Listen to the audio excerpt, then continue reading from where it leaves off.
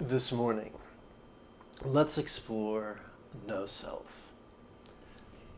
This is Lama Jigme Gyatso of the Buddha Joy Meditation School. Welcome to Meditate Like a Jedi. This is the Lama you are looking for. This morning we could chant and meditate and enjoy a lesson or two, but first, if you love Star Wars, and you wish to meditate as profoundly as Ahsoka Tano on Lothal, be sure to subscribe and ring that notification bell. If at any point during this morning's live stream you have a question about meditation, philosophy, or even chanting, there is no need to be shy. Simply type your question in the chat window on the right-hand side of the screen. Just type your question as explicitly and in as detailed a manner as you can. Clearly, if you're watching a replay, the chat window will not be available, but you'll be able to type your question in the comment area below the video.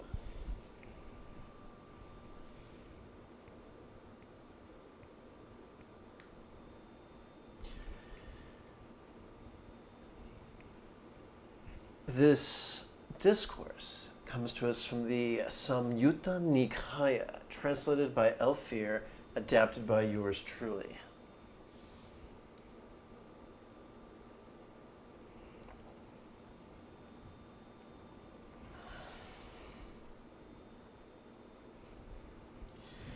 The instructed disciple of the Noble Ones does not regard material shape as self, or self as having material shape, or material shape as being in the self, or the self as being in material shape.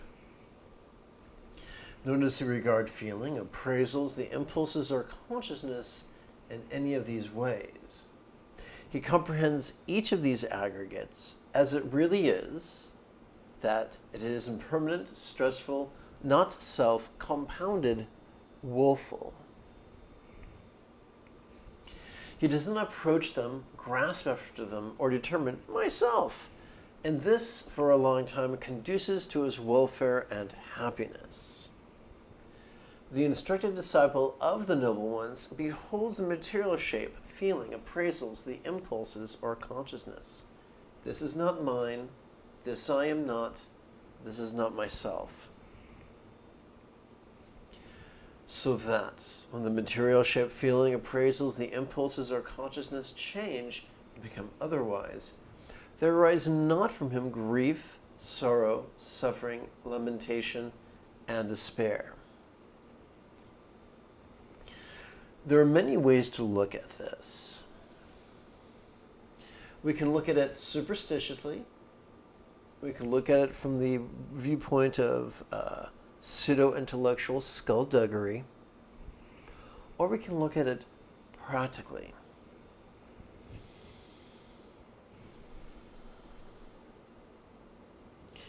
If we identify ourselves with something that is impermanent, when something inevitably happens to that object, it's going to multiply our stress. Now, all of us are subject to stressors. That's what the term biologists use. Some of those stressors are circumstantial, some are physical, some are interpersonal, some are mental. They evolved to serve us through the mechanism of evolutionary biology. But none of us is experiencing a stress deficiency. But that is exactly what we do. As long as we identify ourselves,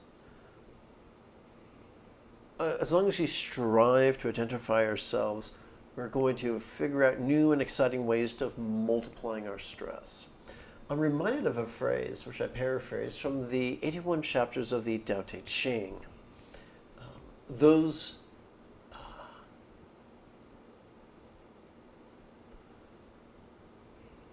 Those who seek to describe themselves can never know themselves.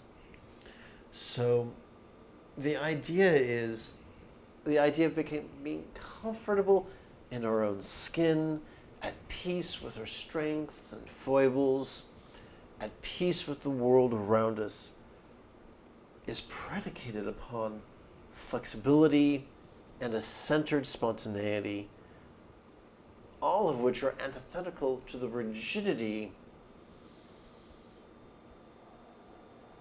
of an identity. Fortunately, the Buddha's method for transcending that is as efficient as it is easy, and we will discuss that in just a few moments.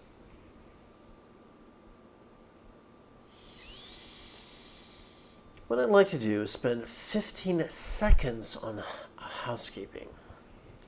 If there are lessons you'd like to request, or if you simply wish to support the continued availability of these classes, there is a Patreon link in the description area below the video. And now we come to our final destination, our primary practice text, which is available for free download using the links in the description area below the video. Not only is it available for free download, but it has been formatted to be read horizontally upon your smartphone.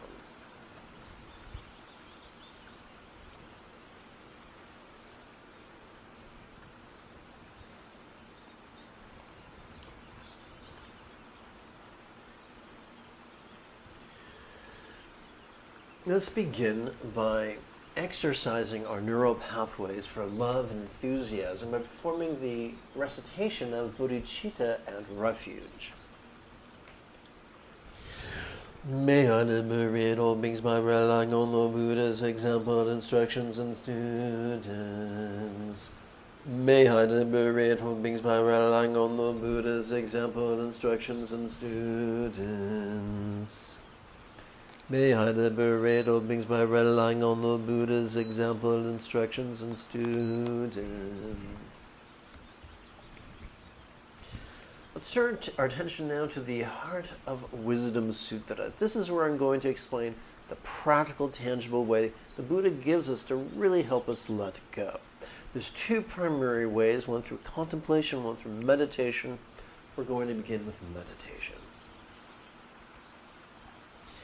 It is said that the archetype of enlightened compassion, while moving in the deep peace of perfect understanding, shed light on the five aggregates and found them equally empty.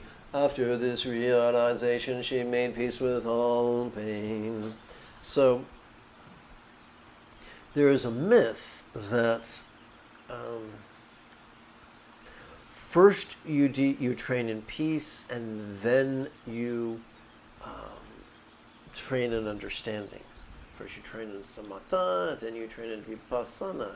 However, it is inferred that you can train in them simultaneously. Here we're taught not that this person accomplished something because they know what their five aggregates are, but because whatever they are, they seem to be equally empty. It's not the minutiae of metaphysics that liberates us, but what we do with our present moment experience.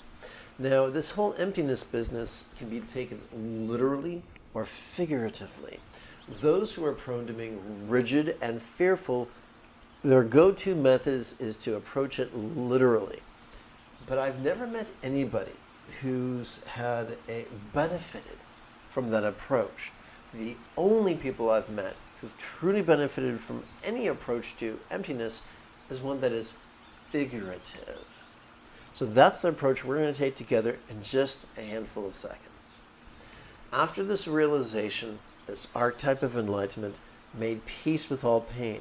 That does not mean that she became a ghostbuster and used her proton pack to evaporate all pain, and there was never any pain ever again. No. This archetype of enlightenment experienced the full spectrum of human emotion. However, even though she was mindful of what she experienced, she was no longer controlled by what she experienced. And so the liberation the Buddha offers us, whether he's real or archetypical, the liberation we're offered is not freedom from the presence of stress, but freedom from its tyranny, so that we no longer act the fool. Now, what's this emptiness business? That's only going to make sense within the context of the fundamental practice of mindfulness and meditation, which I'd like to explain to you right now. If we wish to practice meditation, then during our enthusiastic inhalation, we could silently and mentally recite, notice this. If we wish to practice meditation, then during our exhalation, we could silently and mentally recite, relaxing. Now, why could that work? Well, ask a neuroscientist and they'll tell you that every inhalation, whether we know it or not, accesses the sympathetic nervous system, which is wired for the sensory acuity that allows us to notice sensations, flavors, scents, sounds, sights, and the like, as well as emotions, intentions, thoughts, memories, and imaginings. Now, we can do it, we can be rigid and concentrate, or we can be flexible and practice mindfulness vulnerably, passively, viscerally, and spontaneously. When we practice according to those latter 4 descriptors, then the only label we need ever use is simply the pronoun this, which is terribly convenient. But the question remains, what are we going to do with all this stuff that we noticed? Fortunately, every exhalation is wired to access our parasympathetic nervous system that supports both our physical relaxation as well as our mental release. We could find ourselves releasing our habitual resistance to the presence of what we hate, our habitual resistance to the absence of what we crave, and our habitual resistance to the loss of that to which we cling. Well, what has that to do with the figurative idea of emptiness? Simply this: that whatever we notice when we breathe in, once we begin exhaling and relaxing, that exact same thing could begin to feel non-graspable. How non-graspable? It could feel as non-graspable as a vast empty void. Well, any elementary school teacher will tell you that a simile is only as effective as it is relatable. So what is an everyday experience that we can relate to the idea of a non-graspable vast empty void? How about the illusion of the infinite azure sky, a bright and beautiful cloudless morn, which, although is tantalizing to the eye, is intangible to the grasp? So when the season turns and becomes warmer in the morning, you can lay out a blanket, lay on your back, look up at the sky, and no matter how much you reach, you'll never pull back blue. It won't happen. So all of us, from children on up, can recognize that the sky is appearing yet non-graspable.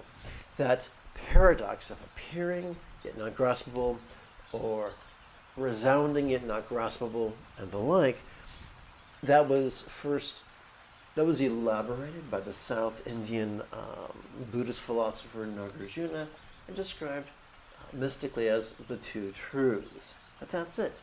We can perceive, and then whatever we perceive as we begin to exhale feels somewhat non-graspable. So emptiness is not some arcane metaphysical truth. It's just a simile to describe what a facet of our experience in correlation to our normal breathing cycle. There's no room for elitism. Anyone can do this once they get these ideas down. And congratulations, now you've got these ideas down.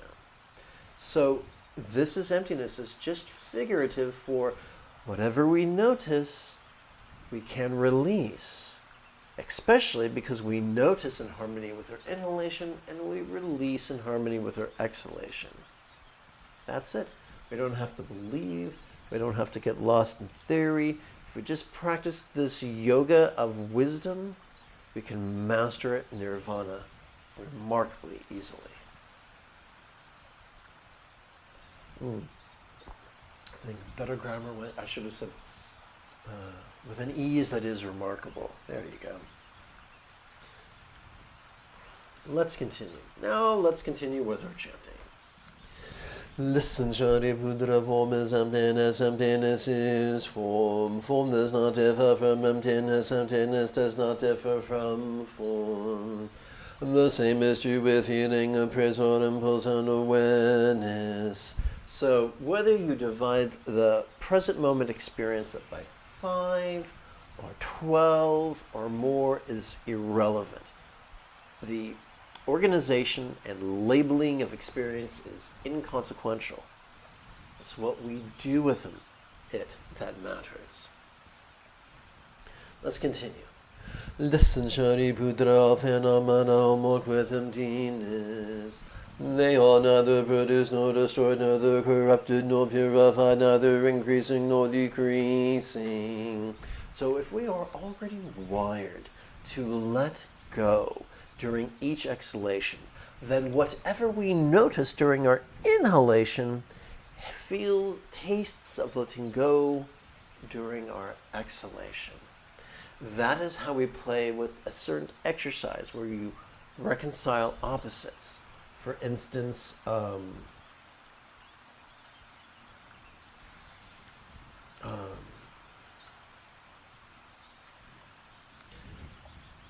pillow and a hammer. Now, clearly, I have no problem taking a pillow to the face, but I'd rather not take a hammer to the face, and I think you'd agree with me on that account. However, when we relax, the pillow feels non-graspable.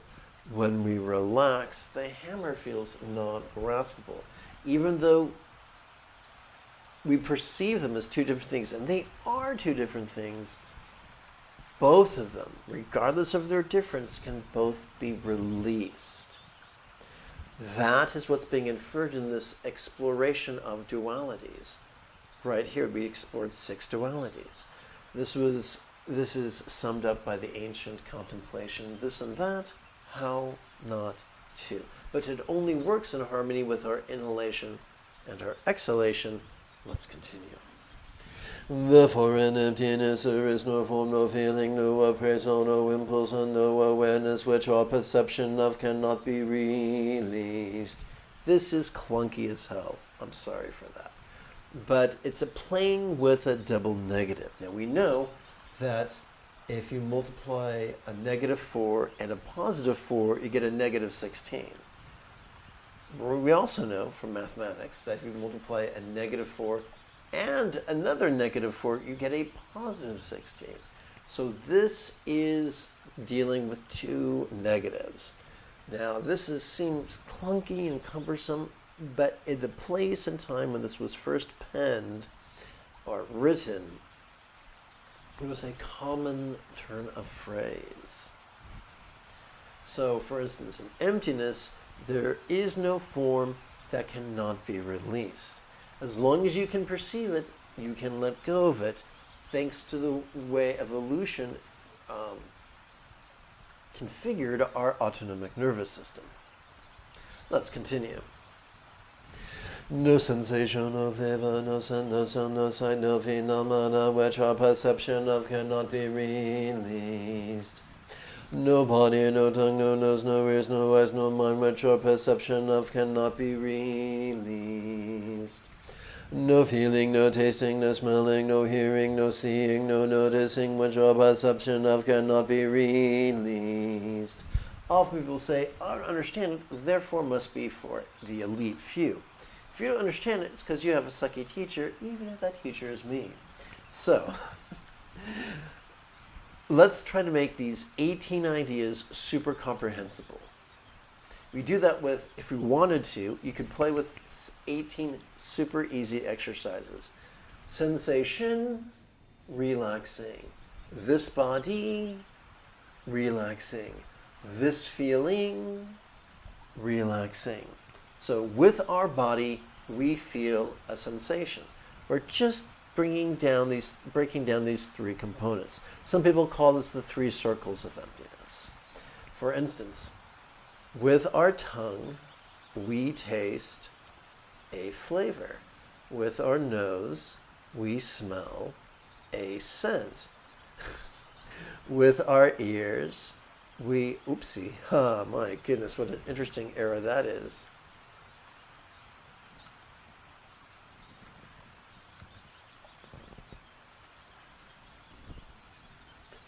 Let's see here, got to do it quick. That's page 14. Let's see here. File, save as. This is the 9 February 23A. Let's go over here, control home. 9 February 23A.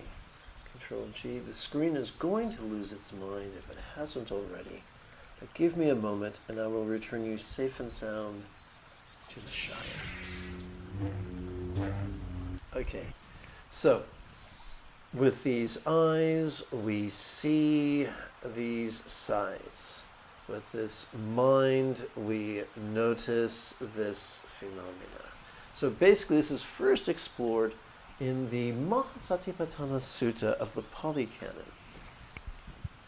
Basically, it's just demystifying experience. There's an illusion that everything is solid and permanent and independent. And when we play with it, it's like, no, things are interdependent and things are changing. And this helps us to let go. Now, does the Buddha recommend that we play with these 18 exercises every day? You don't have to. You can if you want to. It's not the primary practice. It's here if you want it, but you don't have to. Let's continue. No interdependent origins and no extinction of them, from confusion to aging and death, which our perception of cannot be released. Please do not step into the tiger pit of pseudo-intellectuality. Memorizing these 12 links and identifying them is a waste of time and energy. Whatever we experience, we can notice and we can release in harmony with our inhalation and exhalation. That is the path. That is the way. This is the way. I'm just going to keep swinging at it till I hit the ball. No stress. So this is an exploration of the Four Noble Truths in a way that helps us to be less neurotic about them. No stress, no exacerbation, no liberation, no path, no understanding, no attainment, which our perception of cannot be released. Everything we notice, we can let go of, whether it's beneficial or harmful, whether it is secular or spiritual. Because there is no attainment, the archetypes of enlightenment supported. By the perfection of understanding, find no obstacles for the minds which our perception of cannot be released. Are there obstacles? Yeah, sure, you betcha. But if we can perceive them, we can make peace with them using the Buddha's yoga or method. Having no obstacles which our perception of cannot be released, they transcend the tyranny of fear, liberating themselves forever from the tyranny of illusion and realizing perfect nirvana. As we said just several minutes ago, we experience the full spectrum of emotions, from lucidity to utter confusion. However, whatever we perceive can be released. That's the constant. All Buddhas of the past, present, and future, thanks to this perfect understanding, arrive at full right and universal enlightenment. Therefore one should know that perfect understanding is like a great mantra, is like an unequal mantra. So this is what we see is reverse engineering a metaphor back into a simile, which is basically a metaphor with training wheels. The destroyer of all suffering, the incorruptible truth. A mantra prajnaparamita's perfect understanding could therefore be proclaimed. This is the mantra gate gate para samgate bodhiswaha.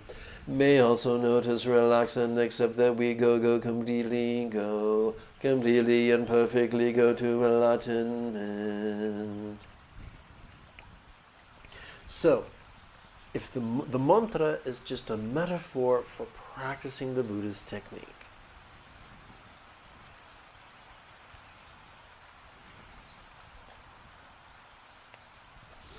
the Buddha did not invent meditation, but he was the first to blend meditation with contemplation. Excuse me, I must honk my nose. Ghastly, is it not? Okay. And now it's time to practice. We've already explored how to practice noticing and releasing, but I promised you a second way of realizing no self, and that is through contemplation. Our contemplation is just going to use 4 exercises. Super simple. We have 4 limbs. We've got 4 exercises. Each hand has 4 fingers and a thumb. 4 is very easy. 4 is a constant in Buddhism.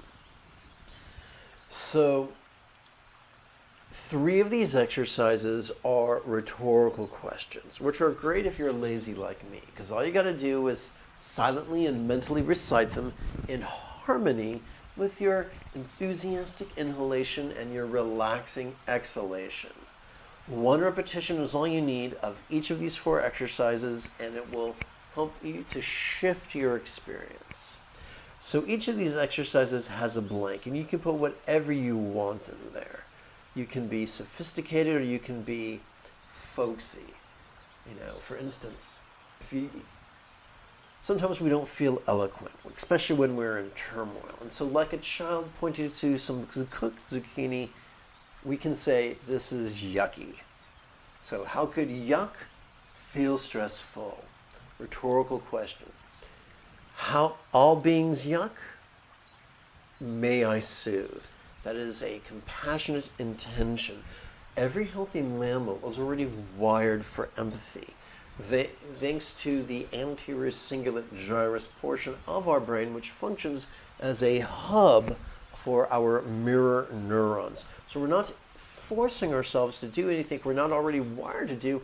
We're just exercising pre-existing pathways. Kind of like deep knee bends or leg lifts or push-ups. We're already wired to use our limbs. Exercising it just strengthens our abilities. Our 3rd exercise, how could yuck never last? That's impermanence. And we come to, how could yuck not be me? So I'm going to blow your brain here. We cannot believe our way to nirvana. We cannot think our way to nirvana, but we can feel our way to nirvana. Like a blind man tapping his way down a hallway. We can feel. And we do that by playing with these 4 exercises in harmony, you guessed it, say along with me, with our enthusiastic inhalation and our relaxing exhalation. If I was really clever, I would turn that into a rap. So, just like a kitty cat might spend the majority of its day resting, which is par for the course for a carnivore, inevitably it will get up, yawn, stretch, pick a fight, knock something off the etagere, and basically have zoomies or midnight madness. So we're the same way. We consider it meditation, and if we're fortunate, something will come up and annoy us. And you say, wait, that's good news. Yes, the object of meditation is not to take a mental margarita and zone the fuck out. The purpose of meditation is to grow and evolve. And so when we're fortunate, unresolved gurk either from our imagination or from our past or from a combination of the two, will come up, our anticipation of the future, will come up and beat us about the head and shoulders. When that happens, we can call it this, and just notice this relaxing. And if that doesn't cut the mustard, we can play with these 4 exercises. And then return to this. And I assure you, no matter how angry or frightened or sad you may be, this will cut through your stress like a hot knife through butter. But don't take my word for it. Put it to the test right now. It's 33 minutes after the hour. Let's meditate.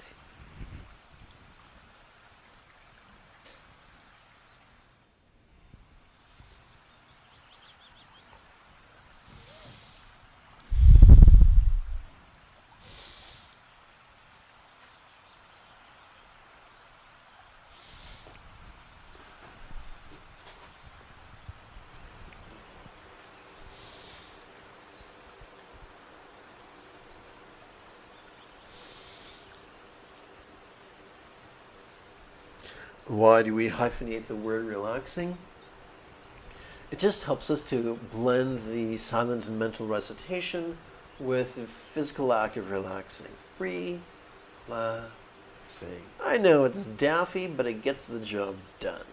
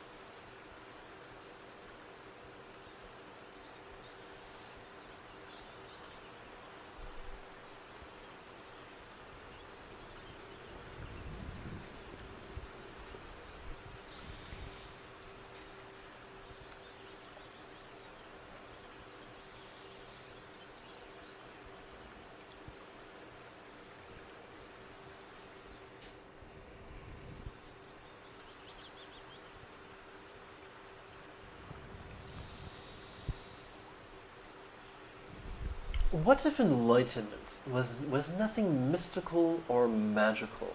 What if it was merely the mastery of the Eightfold Path? What does mastery mean?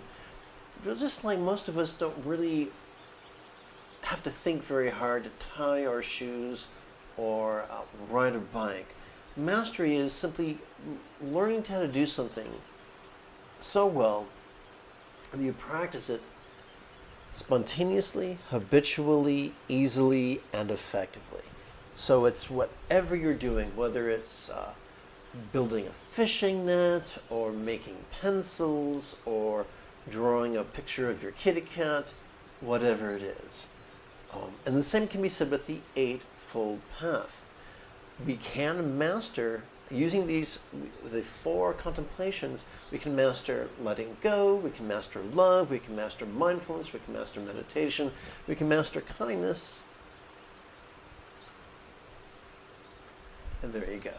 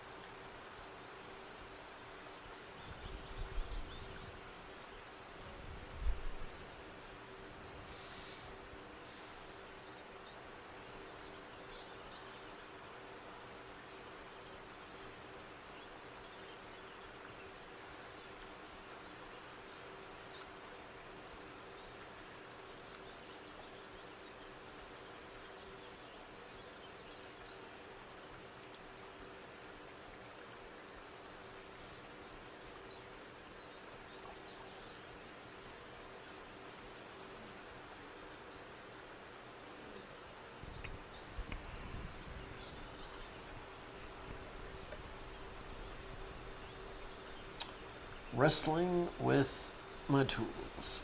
My goodness. Okay, that might do it. Okay.